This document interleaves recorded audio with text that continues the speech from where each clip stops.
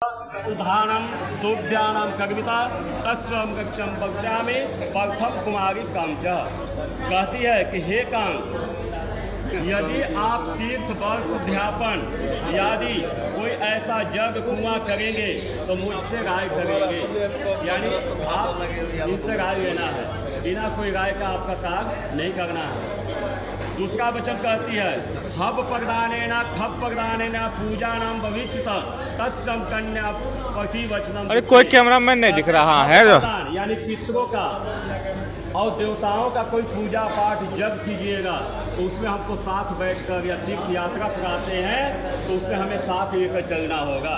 ये नहीं कि हम अकेले चल दिए कोई तीर्थ पर गए या कोई पूजा पाठ में है तो साथ में आपको बैठकर करना है।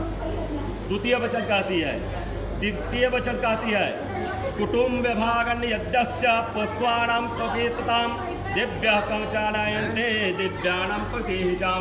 कहती है कि कुटुंब की रक्षा करना, किसी पशु का रक्षा करना, अगर आप ऐसा संभवित करते हैं तो मैं आपकी बावांगी पत्नी बनूंगा। यानी कोई इष्ट मित्र भाई बंधु कोई आएंगे तो उनको आपको कदर करना है। इनके घर के परिवार आपके चाहिए सारा ससुर, तो किस तरह कदर करना है, समझौता करना है, ऐसा आपको पालन करना है। चतुर्थ वचन में कहती है व्यामनाम दयादित्वं दिव्यानां प्रतिहितां दिव्य समानेतानां दिव्यानां प्रतिहितां। कहती है तो कोई देश से विदेश में कोई व्यापार कीजिए, कोई कमीनी कीजिए, तब मैं आपका बावांगी आऊँगा। ये नहीं कि पत्नी बना लिए और आप घर पर बैठे रहेंगे तो खर्चा कैसे चलेगा। तो आपको हमारी सारे को पूरा करना है। चतुर्थ वचन कहती है। पांचवा वचन कहती है देवतमा शुभा दिव्यम रक्षाणां प्रतिहितां बावांगे कुपमायानां दिव्यानां प्रतिहितम्। कहती है कि हे कांत, यदि आप मंदिर बगीचा तालाब कूप बाड़ी ऐसा कोई बनवाएंगे तो मैं आपका बावंगी आऊँगा। कहते हैं देशांतरे वाचेवं दिव्यानां विवर्धितं देशे विदेशे दिव्यानां रक्षाणां प्रतिहितां। हे कांत, यदि आपने देश या विदेश में क्रय विक्रय करेंगे या किसी से लेन देन करेंगे तो आपको हमको से कहना है। ये नहीं कि बिना कहे हुए हम कोई काम कर दिया। किसी को पैसा लेना है या किसी को देना है तो आपको बताना होगा। ये छठा वचन कहती है। सातवां वचन कहती है भवादत्वं कामित्वं वाक्यं तथा दधित्वं भाविष्यं कन्यावच्चं सत्वं वचन्नः। हे कांत, यदि कोई भी भविष्य में ऐसा आपका पर्याय कामना हो जाए तो किसी दूसरे स्त्री का सेवन नहीं करना है, किसी दूसरे स्त्री से कोई बात विचार गलत नहीं करना है, ऐसा सातवां वचन बोलती है। यानी जो आपने गलत किया या कुछ ऐसा वचन किसी से संगत रखते हैं तो उसे छोड़ देना होगा, तब मैं आपकी बावंगी आता हूँ।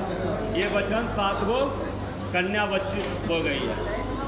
3 वचन बच्चा बोलती है बच्ची से कि ठीक है मैं 7वां वचन आपका मान रहा हूँ, 7 वचन, मगर मेरा भी 3 वचन है। 3 वचन लड़का क्या बोला मैया तुम अब ध्यान देना। उधान मध्य पाणेन स्थान गृहे गमम तथा पशूनां मया दिव्यम भाई तुम लोग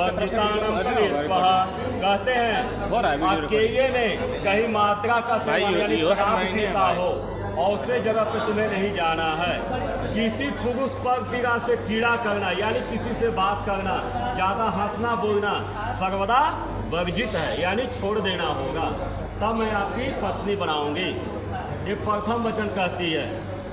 द्वितीय वचन पुत्र कहता है अंत गर्हे गृहीत्वानां दुःखनाशं भोगणी यदा दिव्यं मया नित्यं पालयन्नं सदा मम। अगर तुम अत्यंत पर्याय में कभी कुछ कष्ट हो जाए, पारिवारिक कष्ट हो जाए, कोई बोल दे तो अपने अंगूठा को मैंने पकड़ के आपको नीचे यानी सिया के रखने का मतलब होता है कि मैं अंगूठा पकड़ा हुआ अपने गिरही के अंदर कोई भी पर्वत काल में कोई विपत्ति में अंगूठा बाहर नहीं यानी गेट के बाहर नहीं निकालना। इसके लिए ये सूर्य को रखा जाता है। आज हम आप मजाक में कोई तो अंगूठा धर लिए, गुलाम हो गए तो फजना हो गए, वो सब बेकार है। धर्म कहता है क्या कि मेरे सिया यानी चौखट के बाहर मत होना, किसी भी दुख को भोग करके मेरे घर में तुम जीवित पालन करना और सारी कुटुंब को रक्षा करना, तब मैं आपकी वचन मांगता हूँ। ये नहीं कि कोई बात हुआ हम तो चल देगा, नहीं है हम तो चल देगा, ये वचन को ध्यान रखना है। तीसरा वचन कहती है सदैव सेवा कुभूमिदम दिव्यानाम विवर्जिता पति पालनम धर्माणि दिव्यानाम विदम।